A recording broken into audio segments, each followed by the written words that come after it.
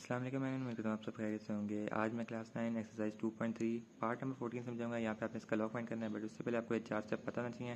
Reference position, characteristic, mantissa and log. Reference position क्या होता है कि आपने यहाँ पे सबसे पहले स्टार्ट करना है, नॉन जीरो लिखना है क्वेश्चन में, और उसके बाद आपने उसके बाद इसके बीच में सिंबल डालना है। नॉन जीरो का मतलब होता है कि जीरो ना हो, 1 से लिखना है, कोई भी डिजिट होगा उसको आपने देखना है। तो पहले देखें, पहला जीरो लिखा हुआ है, आपने इसके बाद सिंबल नहीं डालना है, जीरो को आपने इग्नोर कर देना है। उसके बाद देखना है दूसरा कौन सा लेटर है, 1 लिखा हुआ है, तो 1 डिजिट के बाद आपने एक सिंबल डाल देना है इस तरह का, ठीक है। वो मैं आपको आगे चल के बता देता हूँ। उसके बाद आपने देखना कि इस पूरे क्वेश्चन में डॉट कहाँ डाला हुआ है। अगर डॉट डाला हुआ है तो ठीक है, अगर नहीं डाला होगा तो फिर आपने बिल्कुल लास्ट में डाल देना है, राइट साइड पे, सही हो गया।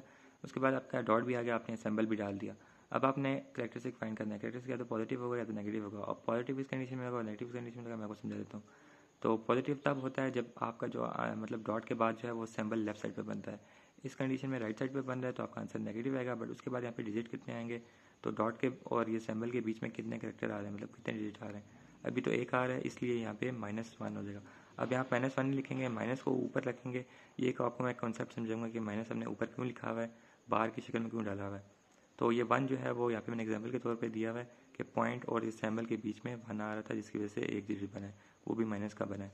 ये माइनस मैंने सिंबल डाला हुआ है, ऊपर बार डाला हुआ है, सही हो गया। अब उसके बाद हमारा क्या कॉन्सेप्ट होता था मैंटीसा। मैंटीसा पॉजिटिव होना चाहिए और ऑलवेज लेस देन 1 से छोटा भी होना चाहिए। तो सबसे पहले आपने टेबल ऑफ लॉगरिथम के जरिए क्वेश्चन को आपने लिख देंगे। पहले तो आप लोगों ने इन लोगों की जोड़ी बना देनी है, 10 की और 09 को आपने अलग अलग लिख देना है। अब टेबल में आपको मेंशन करवा रहा हूँ, यहाँ पे 10 लिखा हुआ है, इस साइड के ऊपर 0 लिखा हुआ है। इसकी वजह से एक आंसर आ रहा है, वो क्या आंसर है, 4 दफ़ा 0 लिखे हुए हैं, सही हो गया। ये आपने राइट कर लिया। उसके बाद दोबारा अपने टेबल में देखना है, यहाँ पे 10 लिखा हुआ है और इस साइड पे 9 लिखा हुआ है। इसकी वजह से क्या आंसर आ रहा है, 38 आंसर आ रहा है, सही हो गया। आप दोनों ने इन दोनों को ऐड कर देना। जैसे आप इसका ऐड करेंगे तो 0038 इसका आंसर आ जाएगा। उसके बाद हमने बात की थी मैंटीसा जो है वो पॉजिटिव भी होगा और ऑलवेज देन 1 से छोटा होना चाहिए। तो 1 से बहुत बड़ा है, तो आपने क्या करना है कि स्टार्टिंग में या तो अपने पॉइंट लगाना पड़ेगा या 0 पॉइंट करके 0038 लिखना पड़ेगा, सही हो गया। उसके बाद हमारा लास्ट स्टेप क्या होता है कि log equal to characteristic plus mantissa. Characteristic हमारा आ गया है, मैंटीसा भी आ गया। कैरेक्टरिस्टिक हमारा था -1 जिसको हमने बार की शक्ल में दिया था, मैंटीसा हमारा गया 0.0038। इन दो को आपने प्लस करना है, तो प्लस किस तरह करेंगे, बार ऊपर आपने डाल दिया 1 के ऊपर और 0.0038।